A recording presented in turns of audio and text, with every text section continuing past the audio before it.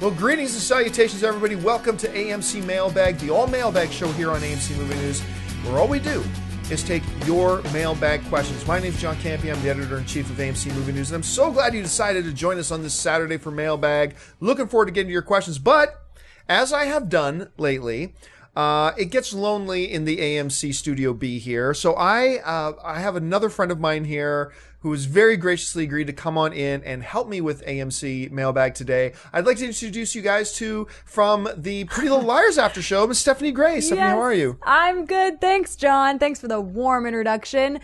By the way, John has the air conditioning cranked on to about the highest level possible because we have so many lights on us. This is totally different than Pretty Little Liars. Yeah, it gets a little warm in here. So I've got the AC cranked on. Anyway, Stephanie, you, just to introduce people to you, you do stuff on the Pretty Little Liars After Show, but you've also worked like in television in town here. What's some of the stuff you've done with the background? Yes, okay. Definitely on Pretty Little Liars and The Strain, thanks to John. So thanks, John. John's like, oh, don't make me blush. And yes, I worked at KTLA Channel 5 News for about 2 years, covered a lot of premieres and red carpets. I'm all things entertainment, and I'm all things movies. Sam Rubin, I actually kind of thought when I first met John, reminded me a little bit of you. I'm not sure if that's a good or a bad thing, to be honest. Just because he loves movies and he's obsessed with this stuff, he reads everything. Okay. All right. I'll take that as a good thing. It's a good thing. It's a compliment, I promise. All right. Well, guys, like I said, we do nothing on the show but take your mailbag questions. So let us jump into it. Stephanie, why don't you get started with question number one? All right. Thanks, guys, for having me, by the way. I'm really happy to meet all of you. So Adam Choate writes, hey guys, I heard the University of Baltimore was starting a film course over the Marvel Cinematic Universe. I think it sounds awesome and I'd love to know your thoughts on this. And what hero would you major in? Well, this is one of those questions where, a lot of bull gets floated out there. Say, hey, did you hear that Star Wars is crossing over with, Tron? And no, it's not. And this is one of those stories that, admittedly, when you first hear it, your first reaction is probably thinking, this is nonsense. That's not true. What's self-respecting university is actually going to run a course on the Marvel Cinematic Universe. But I'm here to tell you, this is a real thing. This is a real thing with a real college professor teaching this course. And look, I am as nerd comes. I'm excited about it. And I know me and my buddies will be talking like, oh man, cool. I would take that in university. But seriously, what a waste of time. Do you really need a course on the Marvel Cinematic Universe? I've taken a course on the Marvel Cinematic Universe. It's called Watching the Avengers. Do that. What I don't understand is why anybody who's going to university or college and spending, I don't even know how much you got to spend on college in this country. I know it's expensive in Canada, but I understand it's even more expensive here. So spending like house mortgaging kind of money to go to a course, and you're going to use one of those things not to learn something. You're going to use a big chunk of that money to study the Marvel Cinematic Universe. This is just, even as a film fan, even as a massive fan of all the Marvel films and the Marvel Cinematic Universe, this is one of the stupidest things I have ever heard. I got a question. No, you don't think so? No, I disagree because, oh my God. Because I feel like you guys back in the day, when everyone was like a nerd at home, but nobody knew about it, then I would think that this is maybe a waste of time. But now, geek is chic. This is the new thing. I feel like everybody needs to know really what's going on. And this isn't the first thing that you're going to see. Pretty soon, it will expand. Perhaps Marvel colleges. Stupidity often does expand. It's going to expand like pop culture, this stuff, though, you guys. But really, you see this as a valuable thing? Like, you wouldn't just tell somebody, just go and watch Captain America. If you want to know the Marvel Cinematic Universe, just go watch 5 movies and you're good. They will, but when people watch 5 movies about Marvel and DC Comics, they want to talk about it in a class on TV. And I feel like, just like people know about Justin Bieber, it's not like go read a tabloid. It's like, no, we want to talk about it on TV. We want to have pop culture classes. It's a thing. So let me ask you, you did some post-secondary education here in the U.S. What would you say is the stupidest class you took? Oh, God, this sounds bad. There were very many great classes at USC. First of all, I learned a lot, but I did take one about social media and entertainment. Woo! And Yes. And I think it was because it was the beginning stages of social media, but I'm pretty sure that a 15-year-old child probably knew more about social media than that college university USC class taught me. Well, one of the parts of the question was in there was which superhero would I major in? I remember this is the University of Baltimore is not offering a degree in the Marvel Cinematic Universe. They're offering a course. So there is no, you don't major in a certain superhero. But the question did ask me, which superhero would I major in? I would major in doing anything else.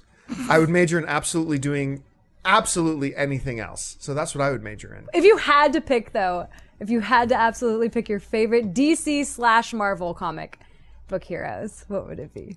Well, I've always said my favorite comic book character is Magneto. Okay. Magneto, because I believe there's so many layers to Magneto. Magneto is like the ultimate villain in the XMen universe, but he's a guy who's never started out to, he never wants to, he has no intention of being a villain. You know, everything, as all the great villains do, everything Magneto does, he does because he thinks it's the right thing. And the most frightening and terrifying villains are the ones who are convinced that it is the right thing they are doing. Those are the scariest ones because not only are they, you know, psychotic and dangerous, but they bring conviction with them as well. So if I had to pick one character that I would have to do a study on, it's like, John, we're not going to give you your degree unless you take this course on a certain character. All right, sign me up for Magneto. He's also the most powerful one with all of his... Who knew that controlling metal could be the most powerful thing out of any superhero? But moving on. All right. He did. So, okay, it's time for the next question. Let's move on to question number 2. All right. This is from David Citron, and he writes, "Hey guys, love the show. Been watching since Schnepp joined the crew and been with you ever since. What do you think about the rumors of Viggo Mortensen being in talks for the Hateful Eight?" Okay, well, let's clear this up. There's a couple of dimensions to this. Let's just go with, what would I think about a Viggo Mortensen joining the Hateful Eight? Well, Viggo Mortensen is a mind-bogglingly talented actor. He's incredible. Even when he's not in such great stuff, he's great in it. That's the mark of a really great actor. He's incredible, and an actor like Viggo Mortensen, I think, would fit perfectly into a Quentin Tarantino style film. But that all being said, this whole thing about Viggo Mortensen being maybe in a Quentin Tarantino movie. Okay, this is where this comes from. It came from a report in the New York Daily News, which you should never, I mean, we've talked about this on this show before. Never listen to anything the New York Daily News says. But it is a quote-unquote story because somebody, not a reporter, just somebody, some random person, saw Viggo Mortensen and Quentin Tarantino in a hotel lobby together talking. And the report says that one bystander says they think they heard them talking about Hateful Eight. So an unknown bystander thinks they heard Viggo Mortensen and Quentin Tarantino standing in a hotel lobby together. And all of a sudden, the internet runs all amok. Viggo Mortensen may be in the Hateful Eight. Now, look, I've said this all the time. No matter how shaky the source and things come from, you cannot discount the word possibility. Look, is it possible Viggo Mortensen could be in Hateful Eight? I just said, I think he'd be a really good fit for a Tarantino-esque type of movie. Absolutely, this is possible. But the circumstances surrounding this are so shaky. It's not even something I would talk about. It's certainly not something you'll hear us talk about on AMC Movie News because this is so a non-story at this point that until we hear something definitive, go with it. But, you know, every time you see Quentin Tarantino in New York City standing with some actor, doesn't mean he's going to be the star in the next big thing. So. But that's not all the details. What about the fact that they were why am I playing devil's advocate? I don't know why this is to become my angle here. But moral of the story is they were holding scripts. Why would you be holding a piece of paper, right? It's not a book. It was like a piece of paper, like a script. And they were apparently talking about gang-like character, a twisted villain. What else could that be? Once again, that's all coming from some unknown bystander standing 10 feet away who thinks they heard them talk. And for all I know, they were each holding copies of the New York Daily News. That's true. I mean, that's the thing about all this. I mean, I could say... Right now, I could say, hey, I just saw Edgar Wright down at the AMC Burbank 16, and he was talking with Pauly Shore. And I'm pretty sure I saw Edgar Wright drop down to one knee begging Pauly Shore to be in his next movie.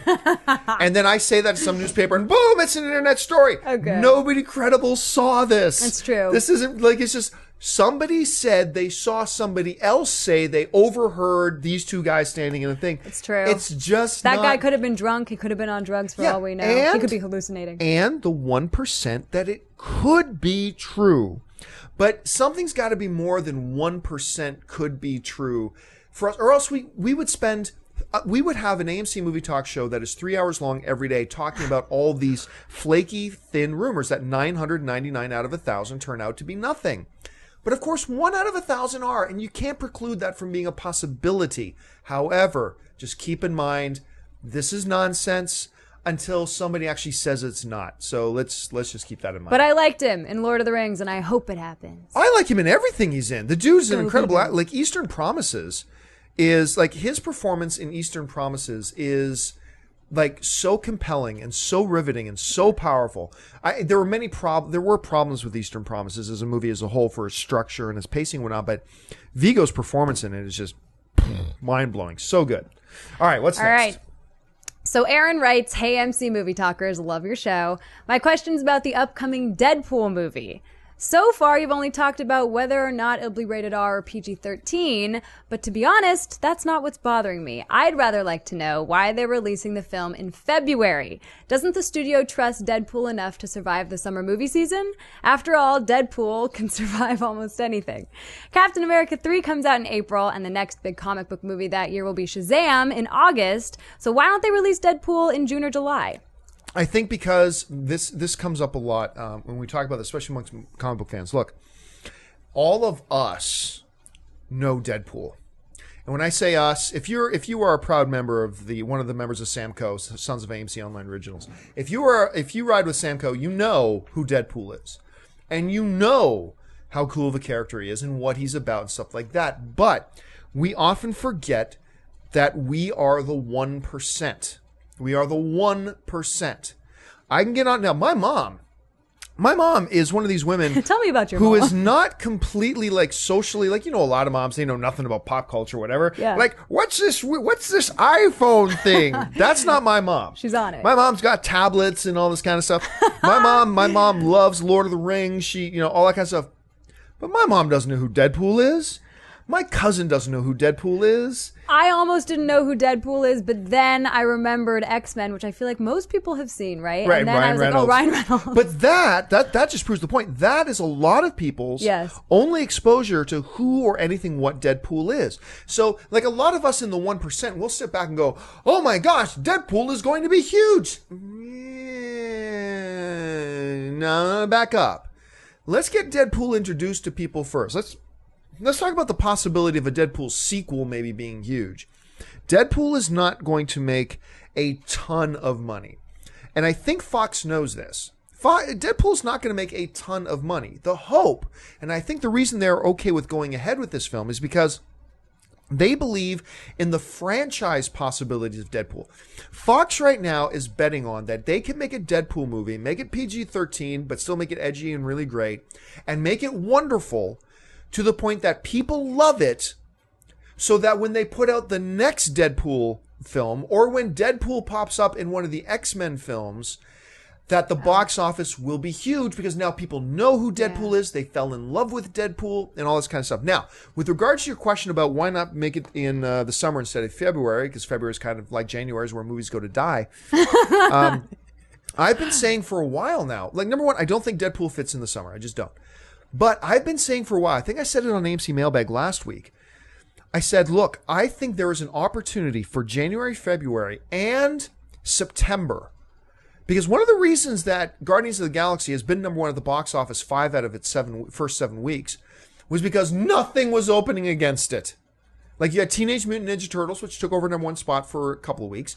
But other than that, nothing significant opened against it. And I've been saying January, February, and September, I believe there is an opportunity there for a studio who thinks, you know what, we've got a good film here. We've got a good one, but we're not sure it's got mass market appeal. I bet if you drop that movie, a good movie that you can get some people excited about, you drop that in September, you drop that in January and February, I think that movie has the opportunity to do some pretty good business because its competition is going to be so weak. Competition also will have already happened, I think, right? It's main competition, or is yet to come. Okay. But you're looking at films because a lot of studios, when they have a film they don't believe in, they will drop it in September. They will drop it in January and February. Like they don't believe in it, but either because of contractual obligations or they just want to recoup some of their money, they'll drop it in these dead seasons. Mm-hmm. But I think those that creates an environment that cultivates a situation here where if you've got a good film and you drop it in the midst of all this garbage, you have the opportunity to do well and make some money. And if Fox wants to get as many eyeballs in front of Deadpool as possible to see that this movie is excellent, which, by the way, is good news for you and me, because that means Fox has a really good, greedy motivation to make Deadpool as good as they can make it. Because they know they're not going to make a ton of money on this one. The idea is to make it awesome so people can't wait for the next one. And they do that, and I think... so, as a fan, as one of the 1%, my comments to you, Aaron, are don't fret. Don't fret the February release date. That could actually be a very good thing for Deadpool for its long-term health. So Doctor Strange also, you guys, comes out in July. So if you want to be entertained in June and July, you could always go to that. And that's not till 2016. That's not 2016? That's, I think... Wait, so sorry. Are you sure? Yeah, sorry. Doctor Strange 2016. Deadpool is also 2016, but it has not been confirmed that Doctor Strange is coming out in July 16. That's the speculation. Could very well be that date, but that hasn't been confirmed yet. Okay. All right. What's next? All right, guys. Next is Ryan Kresbeck, who writes, "Hey, AMC Movie Talkers. My question is, do you think Fox is making a mistake with having the X-Men face Apocalypse so soon? Do you think they should have taken the Avengers route and saved their big bad guy for last?" Okay. Let me just pull up something here. All right. It's an interesting question.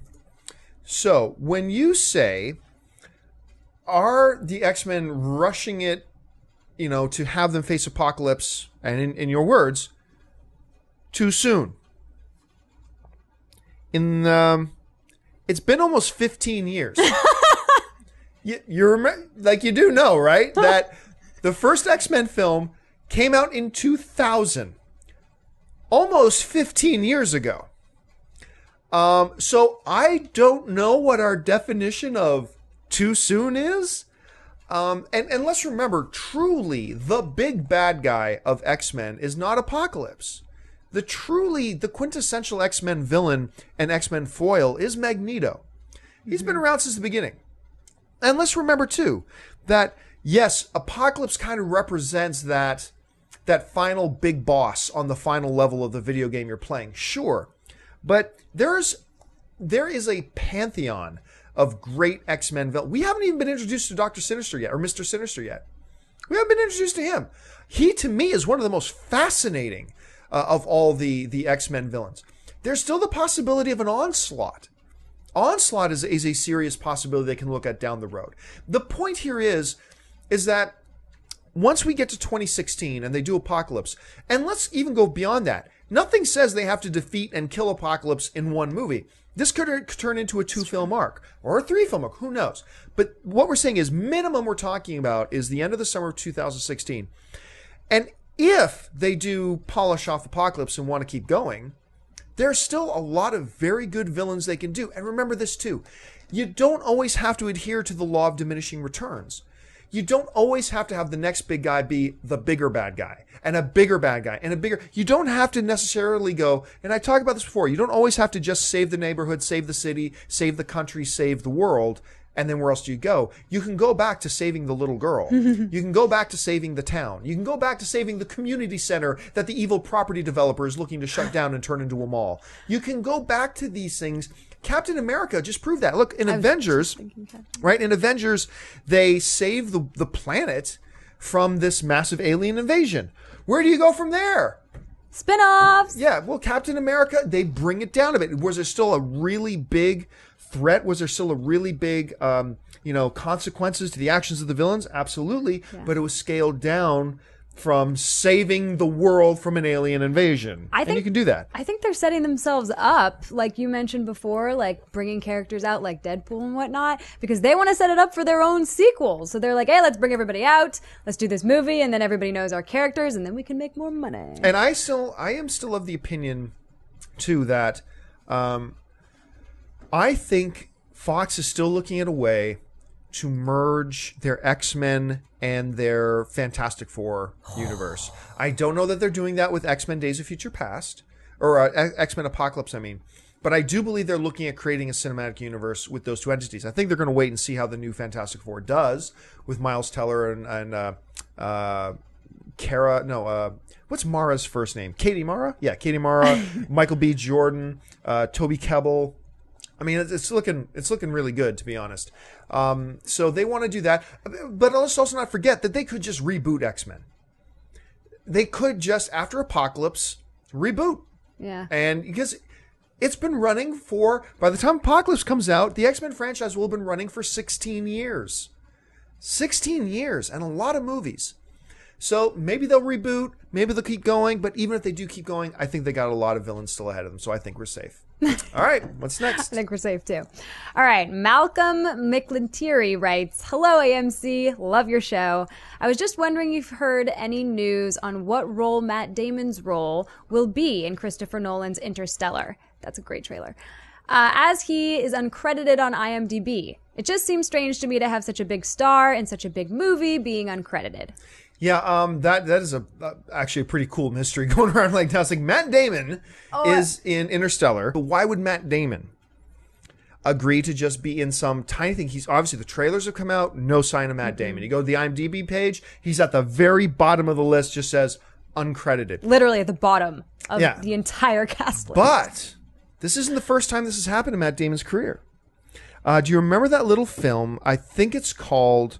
I'll look it up. Good Will Hunting. I believe it's called Finding Forrester. Finding Forrester, okay?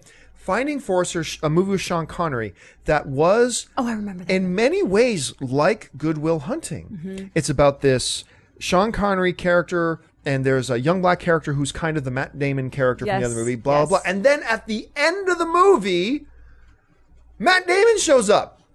Matt Damon shows up at the end of the movie. Now, he doesn't play... I don't remember that at all. Yeah. I don't remember He shows up at the end, almost like a cameo thing, caught everybody off guard. But it's like, this makes total sense because this movie is so much thematically like Good Will Hunting that the perfect cameo at the end was Matt Damon. Matt Damon wasn't playing he wasn't playing Will Hunting. Right. But he was a different character. But it just felt so perfect that he popped in there.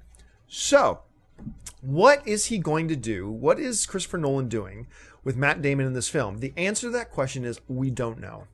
It is a great mystery It could be Matt Damon wanting to have a little fun, just like you said in Finding Forrester. Yeah. You think? Maybe like, it's a little fun. Maybe yeah. it's setting something up. Maybe it's Matt Damon and Christopher Nolan saying, "Hey, you know what? We've always wanted to work together. Let's do a little something here. Let's get Matt Damon in the movie, even if it's just a tiny cameo, and then we'll work together again later." I don't think it's for a Batman film, but can work it together. be? Can we just? It can't. Can we all tweet about it? No, Ben Affleck is Batman now. So I know. Actually, well, I have a lot of things to say about that too. Anyway. Okay, so I hope that answers your question. I mean, it's not much of an answer, but it's all the answer I got for you. All right, let's move on to the next question. All right, so Danny Nand writes, hello, AMC crew.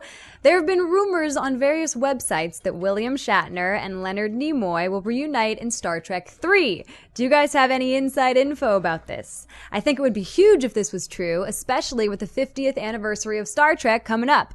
Many fans, including myself, have fond memories of the original series and would love to see the original Kirk and Spock reunite one more time in the friendship. Oh, as the friendship between characters is obviously one of the great things about Star Trek. First of all, I think that would be really bad. I think it would be really bad. I think, look, there are very few people who are as big a fan as the original Star Trek stuff as me. Kirk, Spock, the whole bit, the original series, unbelievable, so fun, so great. It was unfortunate the way Kirk died in that one Star Trek movie, but he died. It's done. They've moved on. And I think it's time to just move forward. Plus, you have those little Spock cameos, but the Spock cameo in Star Trek Into Darkness was much smaller than the Spock cameo and the Spock appearance in the first Star Trek film. I think what we're seeing is that they're gradually moving more and more away from the original series. Plus, as this timeline split goes further and further and further, it's going to be more and more different from the television series than ever before. I think to bring Leonard Nimoy back at all, let alone with William Shatner, I think is a step backwards for them. I think they are trying to now move away from the original Star Trek series and say this is its own series now. This is the new adventures of the USS Enterprise and its crew. And I think it's the thing to do. But the most important part of this story is this. William Shatner's come out and denied it. And I actually talked with William Shatner about 2 years before the first Star Trek movie, the first new Star Trek movie came out that J.J. Abrams directed. And trust me, he wanted to be in it. Yeah, he really verbally did. vocalized his opinion about wanting to be in it. And then I thought that the issue was he was going to have a cameo in the first reboot, and then at the last minute they niched it. No, because he was never going to be in there. That's right. I know there were rumors going around. Hey, this would happen. So and so said that. It was and it never got true. cut or something because it wasn't along the lines of the plot. That's what I thought happened. Never happened. And I remember because I was take it from you because you met with William Shatner. Well, and I was no, this is years ago though. But at that same meeting, I was also with Leonard Nimoy, and they were on. It was in Toronto, and they were first doing this a panel. Okay. Just the two of them. And first of all, just let me say this. If you ever get a chance in your lifetime to watch William Shatner and Leonard Nimoy on a panel together, it is one of the most purely entertaining things you'll ever see. It was so much fun. But anyway, so somebody brings up the new Star Trek. Hey, rumors are J.J. Abrams doing a new Star Trek. You mean it? And William Shatner starts explaining, well, I haven't met with J.J. Abrams, but I think there's a lot of I think there's a lot of possibilities here, and blah blah blah blah. And he said, but I've never talked with him. And at that point, Leonard Nimoy goes, J.J. Abrams just called me last week, and Shatner was like, what? J.J. Abrams called you last week? And Leonard Nimoy's like, yeah, he called me last week. We're setting up a meeting. And William Shatner, what are you talking about? And it's like, it was one of the funniest things. What's everyone in the crowd doing? Laughing. I mean, just laughing hysterically. And trust me, Shatner was milking it. Like, it was so great and so wonderful. But I think, so anyway, Shatner has come out and completely denied. He goes, no, this isn't true. I have not spoken to anybody about anything. Now, of course, it's possible that he's, it's a fake denial. Absolutely. But William Shatner is really not the type of guy to be in the fake denial business. William Shatner is the one who wants to get on the mountaintop and scream, I am Star Trek, and I don't think he'd be fake denying it. Okay, so Badass Digest is the one who reported it, and they said that now it's so integral in the plot, William Shatner's supposed return, that they can't nix it, which first of all makes me excited, and second of all, I see what you're saying, that it's done, his time has passed, it would be weird now, but at the same time, I keep thinking that I need closure with him. If I got closure with Spock, and I thought that worked perfectly in his appearance in the reboot, right. But I feel like I want closure with both of them, and then never again, and then never again. They killed Kirk. Time. How much closure do you need? He Spock died. returned because he was like the Spock of But he never died. Past. But he never died. He's always been alive. Kirk died. Work it into the script. Someone get creative out there. Well, I personally look like we talked about before with the Viggo Mortensen with Hateful Eight. You cannot discount possibility. It's possible. All right. I don't believe it.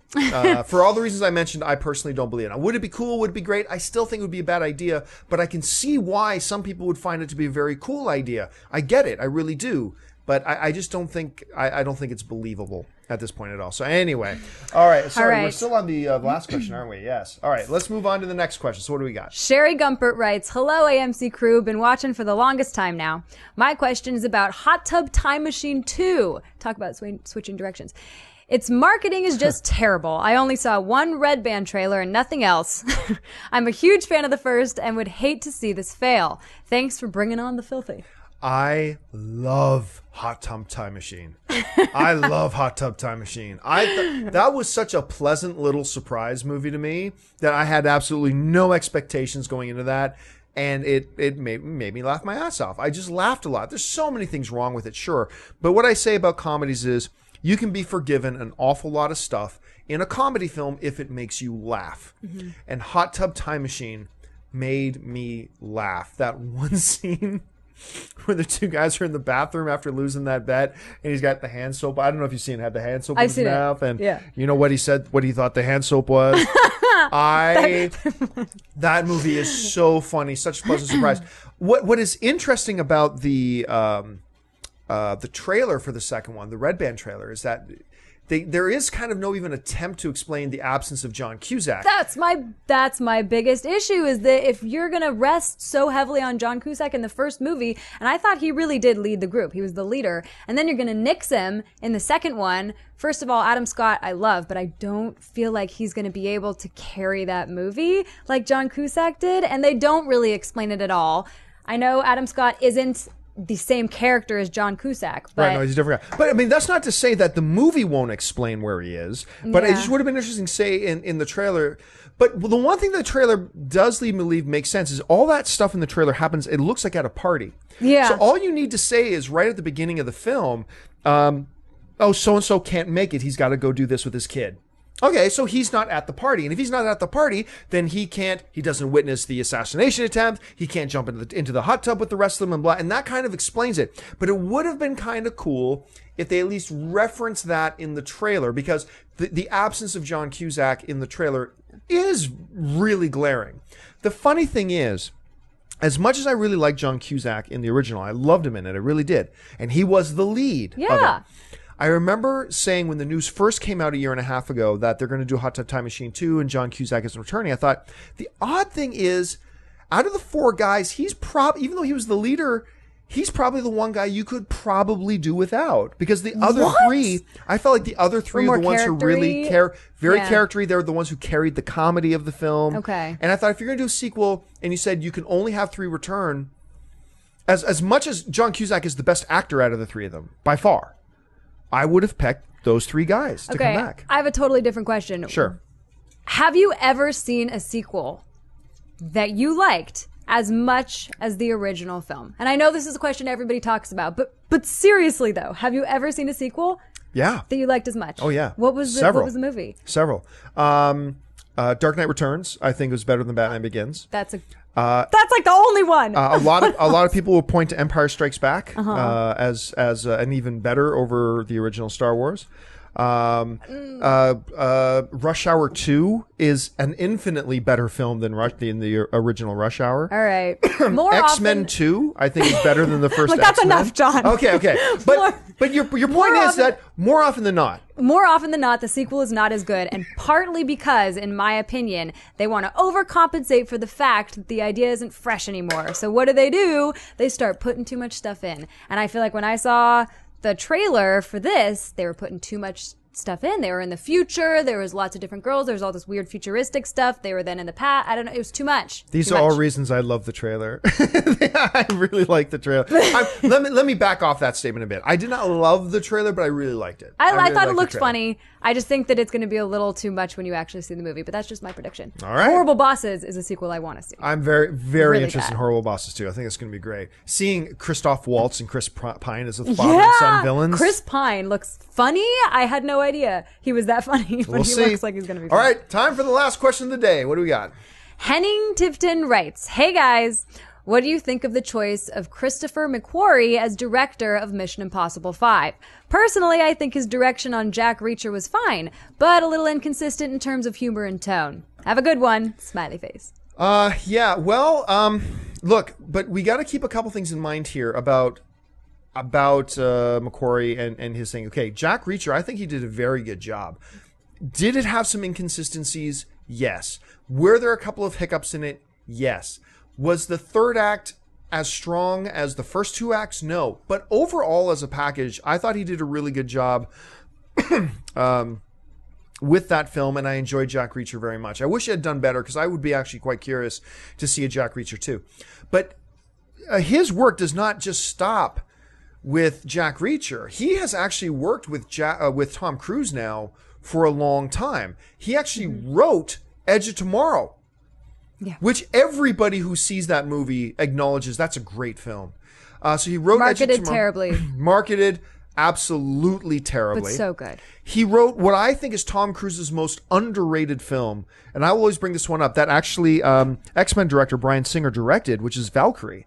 Valkyrie is a very, very good movie that a lot of people don't talk about. He was also one of the writers of credit on one of my top 10 all-time favorite films, The Usual Suspects. So while he's only directed Jack Reacher, per se, I think that movie, and he's actually, he also directed Way of the Gun back in 2000. What's the one that he won? He won an award. Did he win an Oscar? It doesn't really matter. No, now I'm gonna die I'm gonna die of curiosity if I don't know what it was he won. He won an Academy Award for the screenplay for Usual Suspects. Oh, okay. Yeah, so there you go. So this is I love I just inserted my own opinion. Were you gonna ask? Because here it is, John. No, what are you gonna say? All right, here's the thing. I feel like Jack Reacher got a little bit of a bad rap. And partly it was because you're doing something from a book, so naturally you're going to have a lot of haters automatically. Tom Cruise is a very small little man, and I don't think that he quite lived up to the 6'5" rock that's supposed to be Jack Reacher. So that being said, that's a problem. I like that Henning in the question says something about it was awkward in terms of the humor, because it's hard, you guys, when you're trying to have a smooth character, Jack Reacher and Mr. Smooth, and then all of a sudden incorporate funniness and humor. So when I saw that movie, I did think it was strange that all of a sudden they were serious, and then all of a sudden, they'd make some joke like him at the bus stop, and then the guy gives him a hat to do you remember that part? Oh, yeah. And you know what? You're not the only one who feels that way. I've talked to several people that feel that way. But for me personally, my experience was different. My experience was, this is working for me. I liked it. Yeah, I liked the movie. I agree with you. But I think when you're talking about the guy who wrote all these films and has clearly worked very closely with Tom Cruise, and the guy who wrote Edge of Tomorrow, which is just fantastic, and knows Cruise, has that chemistry, directed him in Jack Reacher, which I think by most accounts, most people agree is at least a good movie. I think it's in pretty good hands. Look, would I would like to have seen Brad Bird come back? Absolutely. Would have liked to have seen Brad Bird come back to take another shot at the Mission Impossible. I think he did a great job with the last one. But this is a very good name. This is the right fit. Sometimes we talk about that on the show. Sometimes it's not just about who's the best at this, who's the best at that. Sometimes it's about what's the right fit. And I think McQuarrie is a good mixture of the right guy and the right fit. So I think this is going to be good. I'm really looking forward to what they're going to do.